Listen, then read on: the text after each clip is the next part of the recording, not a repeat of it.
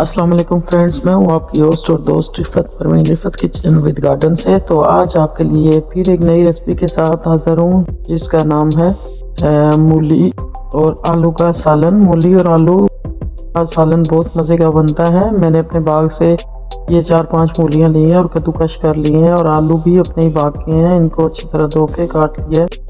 तो ये देखें, मैंने इसको बॉयल करने के लिए रखा है, ये गलाने के लिए। इस तरह ये ज़रा जल्दी पक जाती हैं। आप इसको दूसरे तरीके से भी पका सकते हैं। तो मैंने इसमें इतना ही पानी ऐड किया है जिसमें वो गल जाए और पानी मुझे निकालना ना पड़े। तो ये देखें, ये गल चुकी हैं।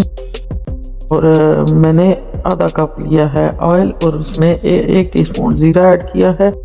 जीरे को मैं चटकने साथ 2 करी पत्ते भी ऐड किए हैं और इनको चटकने दूंगी। जब से चटक जाएंगे तो इसमें लहसुन अदरक का पेस्ट डालूंगी।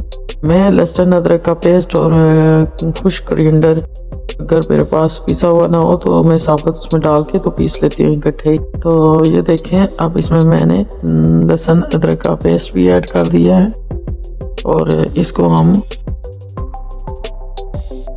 ये देखें मैंने ऐड कर दिया लहसुन अदरक का पेस्ट। इसमें मैंने 2 फ्रेश रेड मिर्चें मैंने पीस ली थी साथ। तो ये देखें कितनी प्यारी लग रही हैं। तो इसको मैं हल्का सा पकाऊंगी जब तक कि इसकी का कच्चापन ना दूर हो जाए। फिर इसमें मैं ऐड करूंगी ऑनियन, प्याज। ये देखें, ये मैंने ऐड कर दिया है ऑनियन,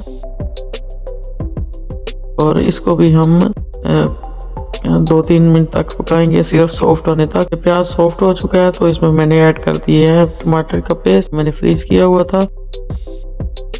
तो जब वो थोड़ा सा पक गया तो इसमें मैं स्पाइसी ऐड कर रही हूँ, जिसमें 1 टेबल स्पून सुरख मिर्च पाउडर है, 1 टेबल स्पून चिली फ्लेक्स है, 1 टेबल स्पून नमक है, आधी टेबल स्पून हल्दी है और थोड़ी सी काली मिर्च। और इसको मैं अब भून रही हूँ। जब मैंने थोड़ा सा इसको भून लिया तो इसमें मैंने ऐड कर दिया है प्याज के जो पत्ते होते हैं वो। तो ये देखें, ये जब मसालों का कच्चापन दूर हो गया उनको मैंने 1-2 मिनट तक भुना है। और उसके बाद मैंने ऐड कर दिए उबले आलू और मूली गला के रखे हुए थे दोनों। ये अब इसको मैं 3-4 मिनट पकाऊंगी भुनूंगी, सॉरी।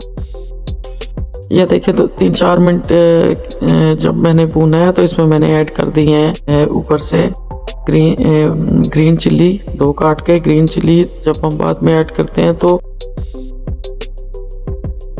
ये बहुत टेस्ट देती हैं अलग सा। तो इसको मैं 2-3 मिनट तक भून के तो मैंने अब ऐड कर दिया है ग्रीन कोरिएंडर और थोड़ा सा गार्निश के लिए बचा के रखा है। फ्रेंड्स, इस रेसिपी को बनाने के लिए सिर्फ 7-8 मिनट लगते हैं अगर ये गली हुई हो तो। गलाने का टाइम अगर इसमें काउंट किया जाए तो 12 मिनट। तो 12 मिनट में ये रेसिपी बन के तैयार हो जाती है। तो ये देखें, अब ये तैयार हो चुकी है। थोड़ा सा और ऊपर से मैंने ग्रीन कोरिएंडर डाल दिया है, तो बहुत अच्छा लगता है ग्रीन कोरिएंडर। तो अब इसको मैं डिश आउट करूँगी।